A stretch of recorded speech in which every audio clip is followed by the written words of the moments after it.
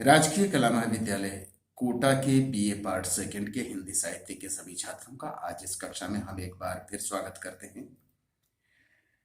छात्रों, आपका जो हिंदी साहित्य का जो प्रथम प्रश्न पत्र है उसके अंतर्गत आजकल हम रीतिकालीन कवि आचार्य केशव दास की जो रचनाएं आपके पाठ्यक्रम में रखी गई है उनकी व्याख्या करने का हम प्रयास कर रहे हैं। आज हम आचार्य केशवदास की रामचंद्रिका की लंका कांड से अवतरित रचना की व्याख्या करेंगे। आचार्य केशवदास द्वारा रचित रामचंद्रिका के लंका कांड की जो रचना है उसकी हम व्याख्या करेंगे।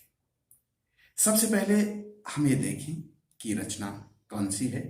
तो रचना कुछ इस प्रकार से है। दीन दयालु कहावत केशव, हों अति दीन दशा गयो गाढ़ो, रावण के ओद समुद्र में बूढ़त होकर ही गही काढ़ो। ज्यों गज की प्रहलाद की कीरति, त्यों ही विभीषण को यश बाढ़ो। आरत बंधु पुकार सुनो किन, आरत हो तो पुकारत ठाड़ो। केशव आप सदा सहो दुख, पे दासन देखी सकोन दुखारे। जाको भयो जही भांति जहां दुख, त्यों ही तहां तिही भांति पधारे। मेरी बार अबार कहा, मेरी बार अबार कहा, कहूं नाही तू काहू के दोष विचारे। बूढ़त हो महामोह समुद्र में, राखत काहे न राखन हारे। छात्रों, ये जो रचना है ये आचार्य केशवदास की रामचंद्रिका के लंका कांड की विभीषण शरणागमन से ली गई है। सबसे पहले हम जब इस रचना की व्याख्या करने बैठेंगे तो सबसे पहले हम लिखेंगे संकेताक्षर, और संकेताक्षर में आप लिखेंगे दीन दयालु कहावत केशव, फिर उसके बाद डॉट डॉट डॉट और अंत में लिख देंगे काहे न राखन हारे। ये आपके संकेताक्षर हुआ। अब इस रचना में जो कठिन शब्द हैं उनके अर्थ लिखेंगे। तो अगर हम कठिन शब्दों की बात करें तो इस रचना में जो कठिन शब्द हैं और उनके जो अर्थ हैं वो इस प्रकार से देखे जा सकते हैं। जैसे दीन दयालु, जैसे दीन दयालु इसका अर्थ है दीन दुखी या असहाय जनों पर दया करने वाले। फिर उसके बाद कहावत, कहावत यानी कहे जाते हैं। हों यानी मैं। बूढ़त यानी डूबना, बूढ़त यानी डूबना। काढ़ो निकाल लिए, काढ़ो यानी निकाल लिए। फिर उसके बाद में आरत यानी पीड़ित, ठाड़ो यानी खड़ा रहना, और पे यानी परंतु, दासन यानी दास अथवा भक्त, जाको यानी जिसको, तहां, तहां यानी वहां, तिही यानी उसी तरह। अबार, अबार का मतलब बार लग जाना, देर हो जाना, है ना। बूढ़त यानी डूबना है। महामोह, मोह माया से संबंध है यहां पर। तो यह है इसके कठिन शब्द और उनके अर्थ।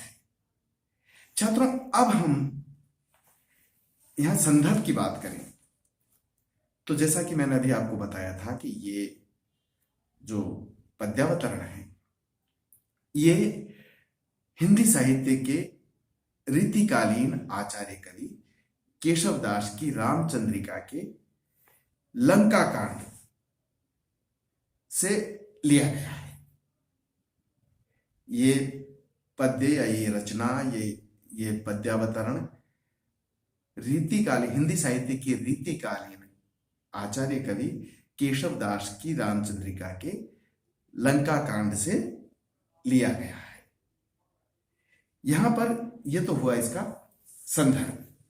अब इस रचना के प्रसंग की बात करें तो यहां हम ये देखेंगे कि इस पद्यावतरण में विभीषण द्वारा, विभीषण कौन है? रावण का भाई। विभीषण द्वारा श्री राम के समक्ष याचना का वर्णन है, प्रार्थना कर रहे हैं विभीषण। यहां विभीषण रावण द्वारा प्रताड़ित होते हैं। रावण विभीषण को कष्ट देते हैं, बुरा बर्ताव करते हैं विभीषण के साथ में। रावण के अनुचित व्यवहार से दुखी पीड़ित विभीषण श्री राम के समक्ष प्रार्थना करते हैं, निवेदन करते हैं। ये प्रसंग आप यहां लिख सकते हैं और इसके बाद में हम करेंगे इसकी व्याख्या। व्याख्या इस प्रकार से की जा सकती है जैसे दीन दयालु कहावत केशव हो अति दीन दशा गए गाढ़ो। यानी कि इस रचना में विभीषण श्री राम से आग्रह करते हैं कि हे प्रभु, आप तो दीन दुखी असहाय जन पर दया करने वाले हैं। दीन दयालु यानी दीनों पर, दुखियों पर, असहायों पर जो दया करता है, दया उसे दीन दयालु कहा जाता है। तो आप तो दीन दयालु कहावत केशव, केशवदास जी कहते हैं कि आप तो दीन दुखियों पर दया करने वाले, असहायों पर दया करने वाले दीन दयालु कहे जाते हो। इसीलिए आप दीन दयालु तो हैं ही। यहां विभीषण कहते हैं कि हे प्रभु, दीन दुखियारों को दुख दूर करने वाले आप हो। दीन दयालु कहावत केशव हो अति दीन दशा गयो गाढ़ो। आप दुखियों पर दया करने वाले हो, लेकिन मैं भी हूं, यानी मैं भी एक दीन दुखी हूं। मेरा भी दुख है, मैं भी रावण से परेशान हूं, प्रताड़ित हूं, उनके दुर्व्यवहार से परेशान हूं। रावण के अधिक ओघ समुद्र में बूढ़त होकर ही गई काढ़ो। मतलब मैं भी रावण के पापों से ग्रसित हूं, उसकी कष्टों से ग्रसित हूं। वो कहते हैं कि विभीषण कहते हैं कि जो गज की प्रहलाद की रति, आपने जिस प्रकार गज की और प्रहलाद की रक्षा की, उनकी सहायता की, त्यों ही विभीषण को यश बाढ़ो, उसी प्रकार आप इस विभीषण का भी दुख दूर कीजिए। आरत बंधु पुकार सुनो के। वो कहते हैं कि जिस प्रकार आपने गज और प्रहलाद की रक्षा की, उसी प्रकार मुझ पर भी कृपा कीजिए, रावण के कष्टों से मुक्ति प्रदान कीजिए। आप दुखियों के सहारा हो, इसलिए मुझ दुखी प्राणी का भी सहारा बनिए। मेरा आपसे यही निवेदन है। आरत बंधु पुकार सुनो, कि आरत हो तो पुकारत ठाड़ो।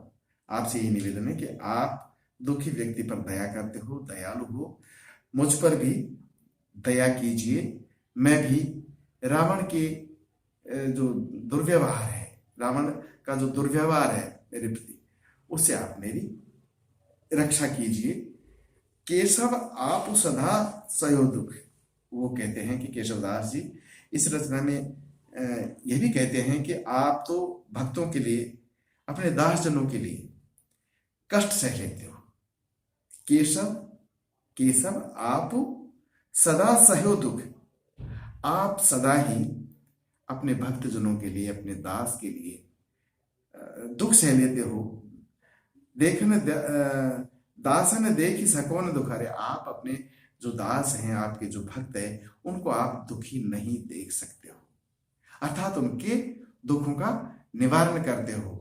आपका जो भक्त है, आपका जो दास है, वो कभी दुखी नहीं रह सकता, क्योंकि आप उनको दुखी नहीं देख सकते हो। आप दासन देखी सकई न दुखारे, आप उनको दुखी नहीं देख सकते हो। जाको भयो जय भांति जहां दुख, त्यों ही तहां तिहि भांति पधारे। जिस भक्त का जिस प्रकार का कष्ट है, जिस दास का जिस तरह का कष्ट है, तो आप उसी तरह से उसका निवारण भी कर देते हो, उसका दुख भी दूर कर देते हो। तो यहां पर जिस प्रकार की पीड़ा है दास की, उसका दुख है, उसका दुख आप उसी प्रकार दूर कर देते हो। मेरी ये बार अबार कहा, केशवदास जी कहते हैं कि हे प्रभु, जब आप अपने दास को, अपने भक्त जनों को दुखी नहीं देख पाते हो, जिसका जैसा दुख है वैसा ही उसका निवारण कर देते हो, लेकिन वो यहाँ ये कहते हैं केशवदास जी, यहाँ विभीषण कह रहे हैं, तो ये केशवदास जी ने इस रचना में लिखा है कि यहाँ विभीषण ये कहते हैं कि हे प्रभु, आप जो आपके दास है, जो आपके भक्त है, उनका जिस प्रकार का दुख है, आप उसी प्रकार से उसका निवारण कर देते हो। तो यहाँ विभीषण ये कहते हैं कि मेरी बार अबार कहाँ, जब मेरी बारी आती है, मेरा समय आता है, मेरे लिए मेरे संदर्भ में बात होती है, तो आप मेरी ये बार अबार कहाँ, आप मेरे संदर्भ में इतनी देरी क्यों लगा देते हो? मैं भी तो दुखी हूं। मैं कहूं नाही तू काहू के दोष विचारे, जबकि आप अपने जो भक्त है उनके दोषों पर कभी विचार नहीं करते हो, उनको माफ कर देते हो, उनके दोषों की तरफ ध्यान नहीं देते हो। अगर आपका कोई दास, कोई भक्त, उसके अंदर कोई दोष है, तो आप कभी भी दोषों की तरफ ध्यान नहीं देते हो, माफ कर देते हो। फिर भी जो दोषी दास है आपका, उसका भी आप उद्धार कर देते हो, उसकी भी पीड़ा को दूर कर देते हो। बूढ़त हो महामोह समुद्र में, उनका दुख दूर कर देते हो, उनकी जो उनके दोष है उनकी तरफ भी ध्यान नहीं देते हो। इसी प्रकार मैं भी महामोह में डूब रहा हूं।